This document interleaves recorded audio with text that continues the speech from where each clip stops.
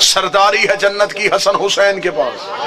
مظفر گڑھ میں کسی نے 5 مرلے بھی جگہ لینی ہو پہلے یہ پتا کرتا ہے مالک کون ہے. جگہ کا سودا ہمیشہ مالک سے ہوتا ہے. ساری زندگی جنت ڈھونڈتے رہے اور مولوی سے پوچھا ہی نہیں کہ جنت کا مالک کون ہے.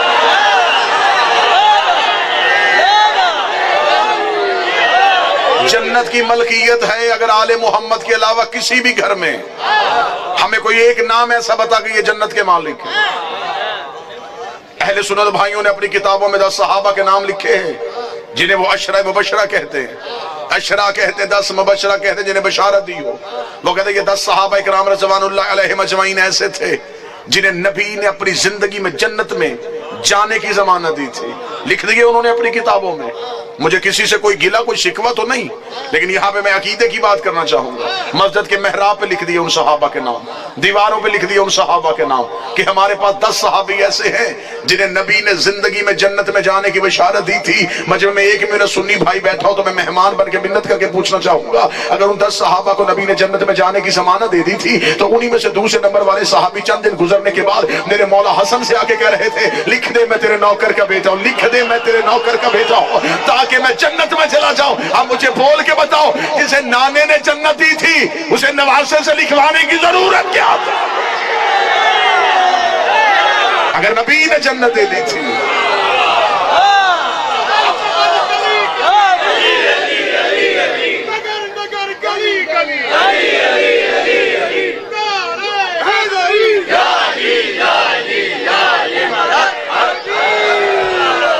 کیوں لکھوائی پھر حسن حسین سے؟ مالک حسین عزت عطا فرمائے، مولا حسین عزت عطا. صحابی نے بھی جنت میں جانے کے لیے رسید لکھوائی ہے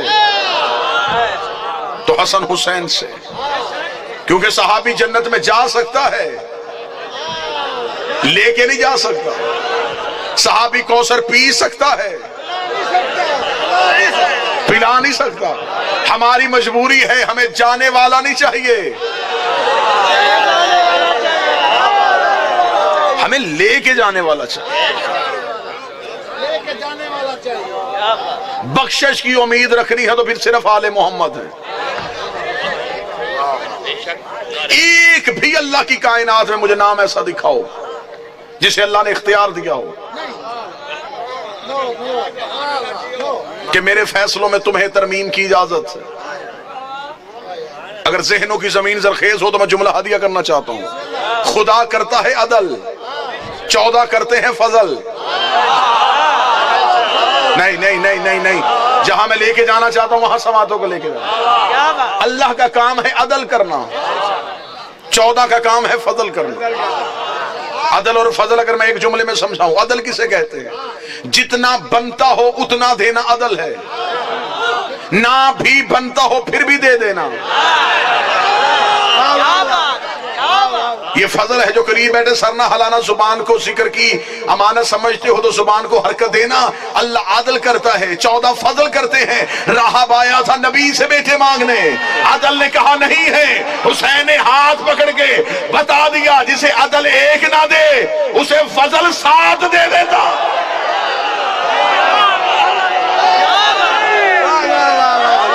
بادشاہ حسین عزت عطا فرمائے.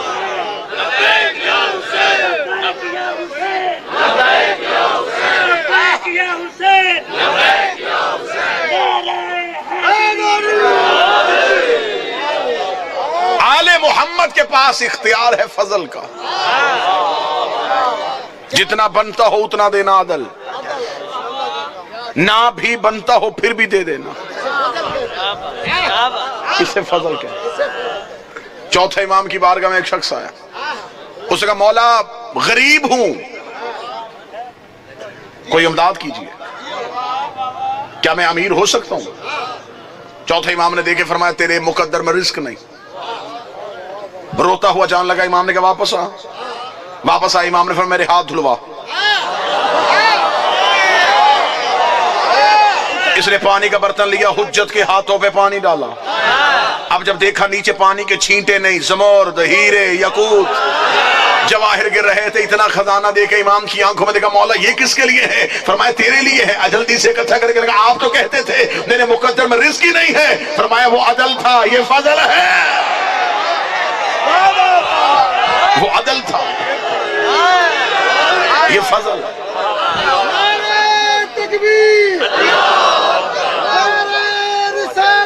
یا رسول اللہ، علی ولی علی ولی یا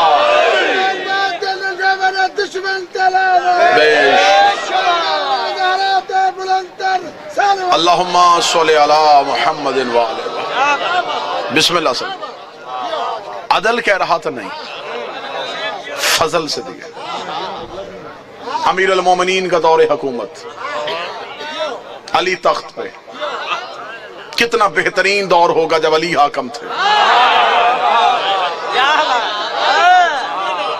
کیا وہ دور ہوگا، کیا وہ زمانہ ہوگا، کیا وہ لوگ ہوں گے جنہوں نے علی کو آنکھوں سے دیکھا تھا۔ ممبر رسول پہ وارث ممبر رسول تھے، علی ممبر پہ تھے یا دربار سجا ہوا تھا، ایک شخص کی چیخ کی آواز دروازے سے آئی، لوگوں نے پیچھے مڑ کے دیکھا تو ایک شخص چیختا ہوا دربار میں آیا اور چیخ کیا رہا تھا، یا علی مجھے پاک کر دیجئے۔ لوگوں نے رو کے پوچھا کیا ہوا؟ کہنے لگا مجھے چوری جیسا گناہ ہو گیا، شرمندگی ہوئی، معافی چاہتا ہوں، علی سے معافی لینے آیا ہوں۔ جس کے ذہن میں ہو عدل اور ہے، فضل اور، معافی لینے آیا ہوں علی سے۔ امیر المومنین کے پاس گیا، یا علی مجھے معاف کیجئے، آپ وارث ہیں، شریعت کے مالک ہیں، مجھ سے گناہ ہو گیا، مجھے پاک کر دیجئے۔ ذہن میں رکھنا عدل، اب معافی مانگ رہا ہے علی سے، عدل تقاضا کر رہا ہے کہ انصاف کیا جائے۔ امیر المومنین نے جلاد کو بلایا، اس کی انگلیاں کاٹو۔ شریعت محمد میں چور کے ہاتھ کاٹنے کا حکم نہیں، انگلیاں کاٹنے کا، کیونکہ جو 7 اعضاء سجدے کے دوران زمین پہ لگانے واجب ہیں ان میں ایک ہاتھ بھی ہے۔ اگر اس کا ہاتھ کاٹ دو گے تو وہ سجدہ کیسے کرے گا؟ اللہ فرمایا اس کی انگلیاں کاٹو۔ جلاد نے تلوار نکالی، انگلیاں کٹ رہی ہیں، اور وہ علی کا چہرہ دیکھ، نہ چہرے پہ خوف، نہ ماتھے پہ پسینہ۔ لوگ دیکھے تو تجھے تکلیف نہیں ہو رہی، کہنے لگا اس کا چہرہ دیکھ رہا ہوں جس نے یوسف کو حسن دیا تھا۔ کوئی تو بیٹھا ہو جو تب سن کے بولتا ہوں، مجھے چہرہ حیدر کرار کی زیارت کرنے دو، آنکھوں میں خوشی کے آنسو، آنکھوں میں خوشی کے آنسو، ہاتھ سے خون کے قطرے ٹپک رہے تھے۔ دوسرا ہاتھ علی کے قدموں پہ رکھ کے تھا، تیرا شکریہ، تو نے یہاں سزا دے کے وہاں کی سزا سے بچا لیا۔ یا علی تیرا شکریہ، تو نے مجھے پاک کر دیا۔ علی کے قصیدے پڑھتے ہوا دربار سے باہر جانے لگا، علی کی آواز اسے واپس بلاؤ، واپس پلٹ کے آیا، یا علی مجھے دوبارہ کیوں بلایا؟ علی نے زمین پہ پڑی ہوئی انگلیاں اٹھائی، اس کے ہاتھ پہ رکھی، علی نے اپنا ہاتھ پھیرا، انگلیاں واپس وجود کے ساتھ آئی۔ انگلیوں کا دیکھنا، دونوں ہاتھ علی کے قدموں پہ رکھ کے کہنے لگا، دینی تھی تو کاٹی کیوں تھی؟ فرمایا وہ عدل تھا، یہ فضل ہے، وہ عدل تھا، یہ فضل ہے۔ عدل نے کاٹی ہے، فضل نے دی ہے۔ خدا کرتا ہے عدل، آل محمد سے کرواتا ہے فضل۔ وہ کیفیتوں میں تبدیل نہیں ہوتا، وہ یہ نہیں ہے کبھی کچھ ہے تو کبھی کچھ ہو جائے، وہ عین ذات ہے۔ عدل کرے گا وہ، فضل کروائے گا ان سے۔ ہم اپنے گھر کے دروازے پہ لکھتے ہیں ھذا من فضل ربی، یہ میرے رب کا فضل ہے۔ فضل کرتے ہیں 14، ھذا من فضل ربی لکھ دو یا علی مدد لکھ دو، بات ایک ہی ہے۔ اللہ کے فضل ہی کو علی کہتے ہیں۔ ہم نے گھر کے دروازے پہ لکھا یہ جو گھر بنا ہے یہ عدل سے نہیں بنا، فضل سے بنا۔ اگر وہ عدل کرتا تو اس گھر کی ایک اینٹ بھی نہ آتی، اگر وہ عدل کر کے دیتا تو پھر یہ کیسے بنتا؟ یہ بنا ہے تو فضل سے۔ قیامت والے دن بھی بخشش عدل سے نہیں ہونی۔ نہ اٹھے میرے مجمع میں سے کوئی ایک بندہ وہ کہے کہ میرے پاس ایک ایسی عبادت ہے جو اللہ کی نعمتوں کے ساتھ تل جائے گی۔ قیامت والے دن اگر رکھ دی اس نے اپنے پلڑے میں نعمتیں اور انسان سے کہا میری نعمتوں کے مقابلے میں اپنی عبادت لے کے آ، تیرے پلے میں کون سی ایسی عبادت جو اس کی نعمت کے ساتھ تلے؟ تیری پوری زندگی کی عبادت اس کی ایک نعمت تول لے گی؟ اگر اس نے عدل کا ترازو پکڑا تو پھر عبادت کی قیمت کیا لگے گی؟ اس کی ایک سانس، اس کا دیا ہوا وجود کا ایک حصہ تیری ساری زندگی کی عبادت تول دے گا۔ اس لیے تو خدا نے جب کہا نا میں عدل کروں گا، نبیوں کے بدن بھی کام گئے، امتیں بھی کام گئی۔ وہ عدل کرے گا تو بخشے گا کسے؟ وہ عدل کرے گا تو جنت میں کون جائے گا؟ مظفر گر بولے خدا نے کہا مطمئن ہو کے آ جانا، ہوگا عدل لیکن کرے گا فضل، ہوگا عدل لیکن جسے قیامت والے دن، جسے قیامت والے دن تخت پہ بٹھاؤں گا وہ فضل ہوگا۔ اس لیے تو فقیر بھی کہہ گیا عدل کریں تے تھر تھر کمبن، اونچیاں شانہ والے ہو، فضل کریں تے بخشے جاون۔ بخشش عدل سے نہیں، بخشش ہے فضل سے، نجات ہے فضل سے۔ سارے دن کی تھکاوٹ اگلے جملے پہ اتارنے لگا ہوں، مجھے بادشاہ حسین کی عزت کی قسم ہے لا الہ الا اللہ محمد رسول اللہ کہنا یہ اللہ کا عدل ہے، ہمارا علی ولی اللہ کہنا یہ اللہ کا فضل ہے۔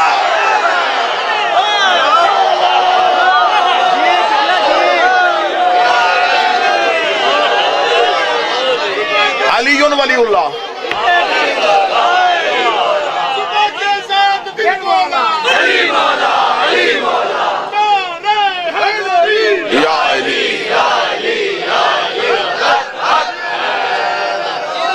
علی ولی اللہ پڑھنا یہ فضل پروردگار ہے، اللہ کے فضل سے منہ نہ موڑنا۔ علی کو چھوڑو گے تو اس کا مطلب اللہ کا فضل چھوڑ دیا، فضل چھوڑو گے تو قیامت والے دن بخشش کس سے کروانی؟ قبر میں فیصلہ عدل کا ہوگا، کرسی فضل کی ہوگی۔ کوئی تو ہو جو موضوع سن کے بولے۔ جو اللہ نے قیامت میں قبر میں جو سوال رکھے ہیں وہ عدل ہے، لیکن جس کی سرحانی کرسی ہے وہ فضل ہے۔ خدا نے کوثر پہ عدل رکھا ہے، پلانے والا فضل رکھا ہے۔ قیامت والے دن نفس نفسی کا عالم عدل، لوائے الحمد کا سایہ فضل۔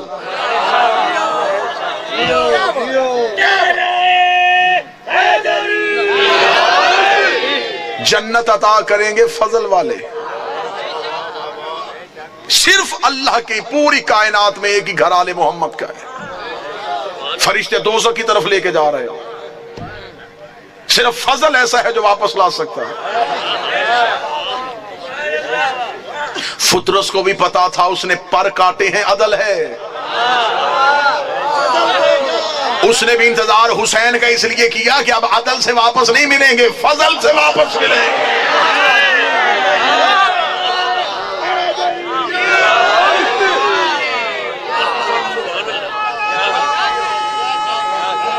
بسم اللہ۔ جتنے آل محمد کو دیکھ رہے تھے وہ عدل تھا، جو فضا کو سونپ رہے تھے یہ فضل تھا۔ جنت کے مالکوں میں نام ہے فضا کا۔ آؤ میں تمہیں قرآن ابھی لے کے ابھی جنت کی ملکیت دکھاتے ہیں۔ کوئی پراپرٹی ہو، کوئی جگہ ہو، کوئی پلاٹ ہو، کوئی دکان ہو، کتنے بندوں کے نام ہے کاغذوں سے پتہ چل جاتا ہے۔ आओ जन्नत की रजिस्ट्री देखें कुरान से। कुरान ने जन्नत की रजिस्ट्री जिक्र किया है सूरह दहर में। खुदा कहता इन्होंने दी थी मेरी मोहब्बत में रोटियां, मैंने कीमत में दी है इन्हें जन्नत। इसका मतलब अल्लाह की जन्नत तुली है रोटियों में जो सैयदों के घर से गई है। पूरी जिम्मेदारी के साथ जुमले कह रहा हूं। पहले दिन अफ्तार का वक्त, दरवाजे पे दस्तक, अना मस्कीन, मैं मस्कीन हूं। अली ने अपने हिस्से की रोटी, शहजादी ने अपने हिस्से की रोटी, हसन अमीर ने अपने हिस्से की रोटी, हुसैन करीम ने अपने हिस्से की रोटी। 4 रोटियां आई सैयदों की, 5वीं रखी फिजा ने अपनी। अब तो मैं नतीजे के करीब जा रहा हूं, पूरी जिम्मेदारी के साथ कह रहा हूं। 5वीं रोटी रसूल की नहीं, फिजा की थी। रसूल ने रोजे रखवाए थे, आल ने रखे, उनमें जनाब फिजा भी शामिल। दरवाजे में आवाज आ गई, मस्कीन हूं। सैयदों ने रोटियां दी, फिजा ने 4 सैयदों की ली, नीचे 5वीं अपनी रखी। दरवाजे पे गई, देखे बगैर, पूछा भी नहीं कि कहां से आया है, रोटी रख दी उसके हाथों पे। दूसरे दिन बिल्कुल फिर अफ्तार का वक्त, दरवाजे पे फिर दस्तक, अना यतीम। 4 फिर सैयदों की, 5वीं फिर फिजा की। तीसरे दिन फिर अफ्तार का वक्त, फिर दस्तक, अना असीर, मैं कैदी। अभी ये राज खुले नहीं। बादशाह हुसैन की इज्जत कसम, अभी हम आपके सरों के ऊपर से गुजर रहे हैं। अभी ये राज खुले ही नहीं कि वो आने वाले कौन थे। असीर कहते हैं कैदी को। कैदी तब तक कैदी होता है जब तक कैद में रहे। कौन सा कैदी है? नहीं नहीं नहीं नहीं, आप एक लम्हे के लिए खामोश हुए। कैदी तब तक कैदी है जब कैद में रहे। जब आजाद हो गया फिर कैदी कैसा? अगर तो रोटी जाती कैद खाने के दरवाजे पे, फिर कहते कोई कैदी था उसे रोटी दी। वो तो आया है सैयदों के दरवाजे पे, फिर वो क्यों कह रहा है कि मैं कैदी हूं? अंदर वाले बाहर बाद में समझना, पहले इनके दरवाजे पे आने वाले समझो।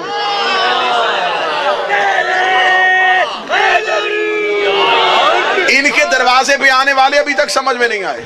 मुजफ्फरगढ़ वालों, मुझे अली की इज्जत की कसम, मैं तो अभी तक वो फकीर ढूंढ रहा हूं जो अली से अंगूठी लेके गया था।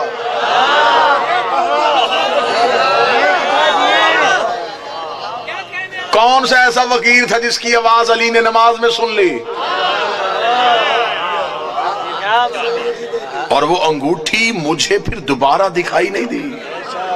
किसी किताब ने नहीं बताया कि वो कहां जाके बिकी, किन नस्लों में चली गई, कितनी तजारत हुई उसके साथ। अभी तो ये राज पर्दे उठे ही नहीं। तीसरे दिन फिर दस्तक, कैदी हूं। रोटियां 4 सैयदों की, 5वीं फिर फिजा की, रख दी। यहां से पहले दिन 5, दूसरे दिन फिर 5, तीसरे दिन फिर 5। दिन गुजर गए 3, रोटियां चली गई 15। खुदा ने रखी अदल के तराजू पे, फजल वालों की रोटियां।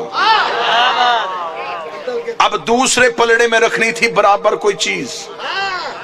खुदा को मिली अपनी जन्नत। खुदा ने तोली जन्नत। इसका मतलब कि 15 रोटियों के बदले में जन्नत का सौदा हो गया।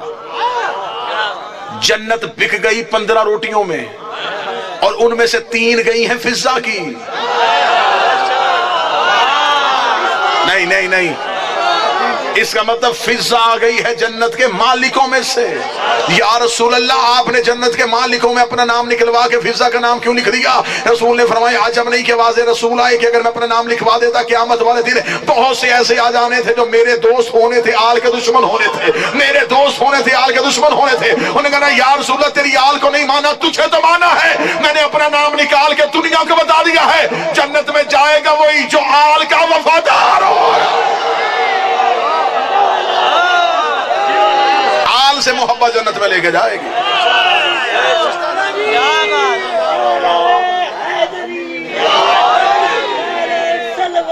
अल्लाहुम्मा सल्ली अला मुहम्मद।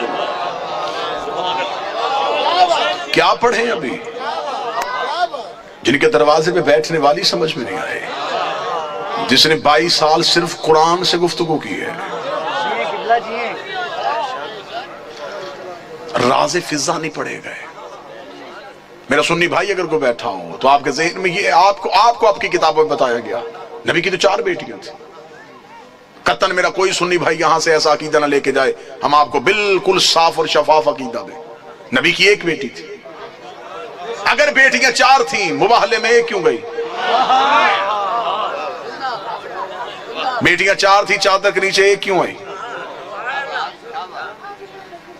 आपने को अपनी किताबों में, आपकी किताबों में आपको पढ़ाया जाता है, बच्चों को पढ़ाया जाता है, रसूल ने अपनी बेटी फातिमा को जहेज में ये दिया। बेटियां 4 थी, जहेज 1 का क्यों बताया?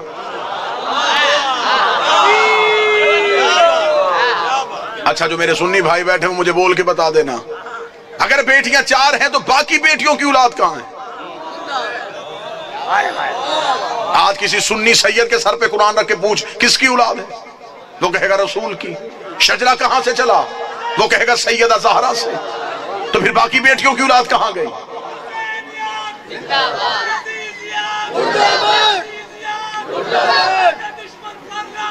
बेश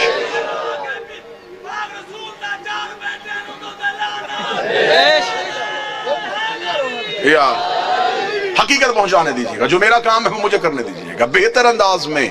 कतन गालम गलोच का नाम मजहब नहीं।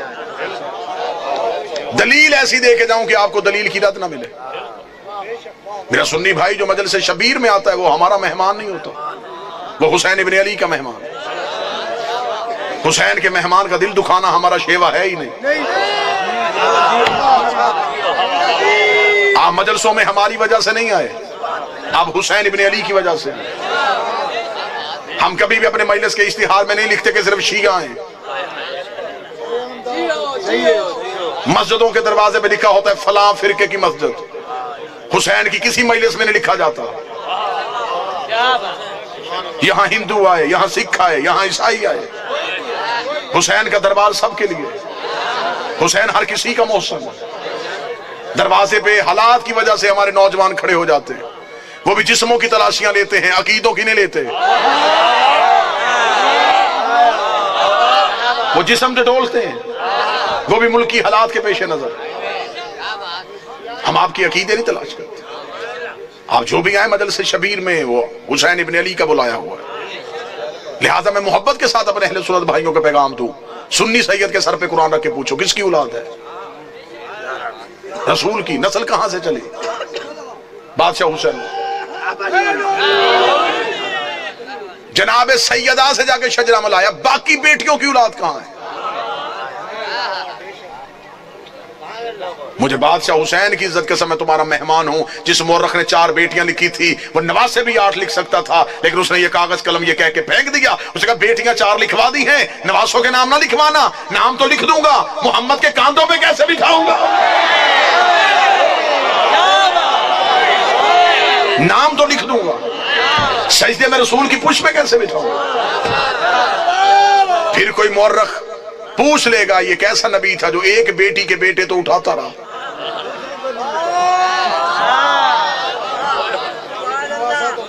बेटियां 4 हैं, जन्नत के सरदार एक बेटी के बेटे।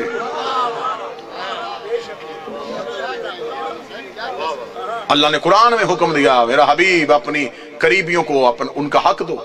सही बुखारी में लिखा है कि रसूल ने अपनी बेटी फातिमा को बुला के जगीर फतक उसके नाम लिखी। बेटियां 4 थी, जगीर 1 को क्यों दी? चलें, दौर है दलील का, नफरतों का खात्मा हो चुका है। कसीर तादाद में दूसरे मसाल के लोग मजलिसों में आते हैं। मैं आपको बड़ी मोहब्बत के साथ पैगाम देना चाहूँ, अगर आप कहते हैं नबी की बेटियां 4 हैं, आज से इसी लम्हे से रिसर्च शुरू कीजिएगा। जाके पूछिएगा किसी भी अपने मर्जी के मौलाना से कि जब हमारे नबी की शादी हुई तो उम्र मुबारक कितनी थी। बिल्कुल खामोश होकर दलील सुन लीजिएगा। हो सकता है कि आप वाह वाह या दाद दें, कोई मेरा एक भाई बात से महरूम रह जाए। میں خود کہہ رہا ہوں کہ بے شک خاموشی اختیار کر لیجیے. مجمع میں شور کا نام مجلس کی قبولیت نہیں. ایک بندہ بھی یہاں سے ہدایت لے کے جائے، یہ قبولیت. ہم نے طریقہ تبدیل کر دیا. ہم سمجھتے ہیں نعرے واہ واہ داد مجلس کی قبولیت. ہم نے یہ جو دروازہ کھولا یہ ہدایت کا دروازہ ہے. یہ مجلس نہیں، یہ سفینہ نوح ہے. ہمیں دیکھنا ہے کہ کون ہے جو نجات کی کشتی پہ بیٹھ رہا ہے. جتنے میرے سنی بھائی بیٹھے، نوٹ کر سکو نوٹ کرنا، بعد میں پوچھنا چاہو بعد میں پوچھنا، فون کر کے لکھوانا چاہو پوچھ لینا. شادی ہوئی نبی کی تو عمر مبارک کتنی تھی؟ 25 سال. اب آپ اپنے علماء سے پوچھئے کہ نبی نے اعلان نبوت کب کیا تھا؟ وہ کہیں گے 40 سال کی عمر. 25 سال سے پہلے شادی ثابت نہیں. پھر آپ کی اپنی کتابوں میں لکھا، شیعہ کتابوں میں یہی لکھا کہ نبی کی شادی کے 4 سال تک نبی کے ہاں اولاد نہ ہوئی. 29 سال کی عمر میں پہنچ گئے رسول، اور پہلا بیٹا پیدا ہوا جس کا نام تھا قاسم، جس کی وجہ سے نبی کی کنیت مشہور ہوئی ابو القاسم. ٹھیک ہو گیا؟ پوری توجہ کے ساتھ سنیے گا. 25 سال سے پہلے شادی نہیں، 29 سال سے پہلے اولاد ثابت نہیں. پھر سنی عقیدے کے مطابق نبی نے 40 سال کی عمر میں اعلان نبوت کیا.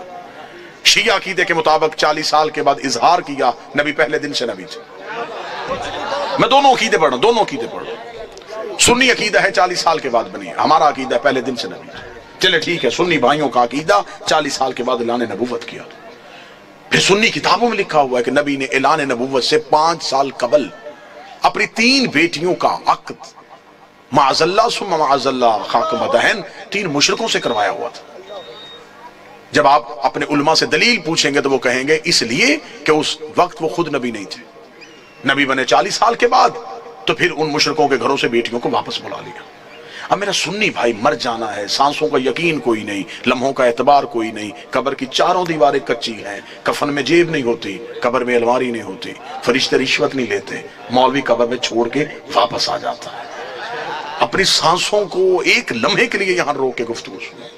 25 سال سے پہلے شادی ثابت نہیں، 40 سال کی عمر میں اعلان نبوت کیا. 25 اور 40 کے درمیان کتنے سال؟ 15 سال. 5 سال تک اولاد نہیں ہوئی، 15 میں سے 4 نکل گئے. 11 سال. 5 سال تک آپ کی کتابوں میں لکھا ہے 5 سال پہلے نبی نے شادیاں کر لی تھی، تو پھر 11 میں سے اور 5 نکال دو. 6 سال.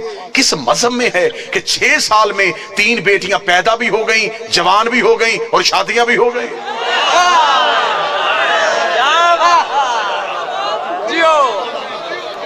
عمریں پوری کر کے دکھاؤ، عمریں پوری کرو. ہم ماننے کے لیے تیار ہیں، ہم مان لیتے ہیں.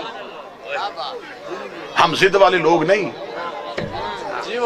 کہ کیسے ہو سکتا ہے کہ کوئی نبی کی اولاد ہو اور ہم انکار کریں.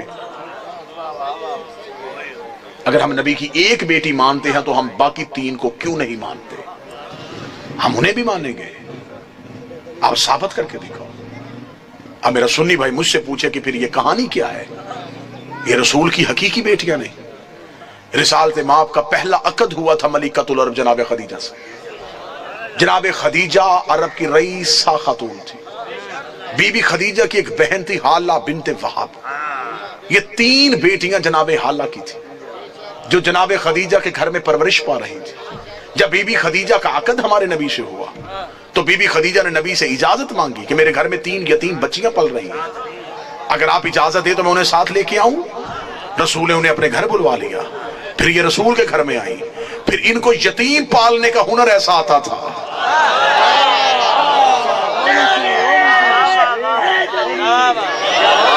پھر یہ یتیم کو یتیم سمجھ کے نہیں پالتے تھے، پھر ایسے پالا کہ مورخ نے لکھا کہ یہ نبی کی اپنی بیٹیاں. سلبی بیٹی نبی کی ایک ہی تھی جو حسین کی ماں ہے، جو علی کی زوجہ ہے، جو جنت کی عورتوں کی سردار ہے، جو حجاب کبریا ہے، جس کا وجود نبی کی نسل کی بقا بنا ہے، جسے قرآن میں کوثر کہا گیا ہے، جسے قرآن میں عزت کہا گیا ہے، جسے قرآن میں عطرت کہا گیا ہے، جس کی طہارت کی قسمیں اللہ کھا رہا ہے، جس کے دروازے پہ تارا سجدے میں گر رہا ہے. وہ ایک ہی بیٹی ہے نبی کی جسے فاطمہ الزہرا کہتے ہیں. میرا سنی بھائی ہم پہ اعتراض کرتے ہیں کہ دیکھیں جی آپ فلاں کو نہیں مانتے، فلاں کو نہیں مانتے. آپ یہ نہ پوچھا کریں کہ آپ مانتے تو آپ یہ ہم سے پوچھا کریں کہ آپ کیوں نہیں مانتے. اب دور منافقت کا نہیں، اب دور یہ ہے کہ کھل کے بات کی جائے. آپ ہم سے پوچھیں کہ آپ فلاں کو نہیں مانتے، جی آپ یہ شیعہ نبی کی بیویوں کو نہیں مانتے، کیوں نہیں مانتے؟ ہم بی بی خدیجہ کو نہیں مانتے، ہم نبی کی باقی بیویوں کو نہیں مانتے. کہتے جی اس لیے نہیں مانتے کہ فلاں بیوی فلاں صحابی کی رشتہ دار تھی، فلاں بیوی فلاں صحابی کی رشتہ دار تھی، یہ اس لیے انہیں چھوڑ دیتے. اگر ہم رشتہ داری دیکھ کے چھوڑتے تو ہم ام حبیبہ کو کبھی نہ مانتے. اگر ہم نے جی رشتہ داری کی وجہ سے چھوڑنا ہوتا تو ام حبیبہ سے زیادہ خطرناک رشتہ داری کسی کی ہے؟ یہ ابو سفیان کی بیٹی ہے، یہ معاویہ کی بہن ہے، یہ یزید کی پھپھی ہے. ہم انہیں نہیں مانتے، اسے مانتے. اب ہمارے گلے میں کسی نے رسی نہیں ڈالی ہوئی کہ اسے مانو، ہمیں کوئی گن پوائنٹ میں نہیں منوارا کہ انہیں مانو، ہم نے خود اپنی مرضی سے مانا ہے. باقی خاندان میں کسی کو نہیں مانا، اکیلی اس مستور کو مان لیا. میں شیعہ گھر کی بچیوں کے نام اس بی بی کے نام پہ دکھا سکتا ہوں. اس بی بی کا نام ہے، ہم چوم کے سلام کریں. اب ہم سے پوچھو گے اسے کیوں مانتے ہو جب باقیوں کو نہیں مانتے؟ ہمیں تاریخ میں کوئی لمبے چوڑے واقعات نہیں ملے، صرف ایک ہی واقعہ ملا جس سے ہمیں اس بی بی کے کردار کا پتہ چل گیا. جب فتح مکہ کے بعد اس کا باپ بیٹی کو ملنے کے لیے گھر آیا تھا، اس نیک نیت والی بی بی نے یہ کہہ کے نبی کے چمڑے کا بستر اپنے باپ کے نیچے کھینچ لیا تھا، اٹھ جا بابا یہ پاک ہے تو ناپاک ہے، اٹھ جا، یہ نبی کا پاک بستر ہے، تیرا وجود نہ. اس نے نبی کا حیا کیا، ہم اس کا حیا کرتے ہیں. اس نے نبی کی عزت کی، ہم اس کی عزت کرتے ہیں. ہو ہی نہیں سکتا کہ کوئی آل محمد کی عزت کرے اور شیعہ اس کی عزت نہ کرے. ہم تو اتنی محبت کرنے والے لوگ ہیں کہ کوئی جانور بھی ان سے وفا کرے تو شیعہ اس کی شبیہ بھی بنا لیتے. عزت کریں گے ہم ہر اس شخص کی جس نے اولاد رسول کی عزت کی، نفرت کریں گے ہم ہر اس شخص سے جس نے اولاد رسول سے غداری کی.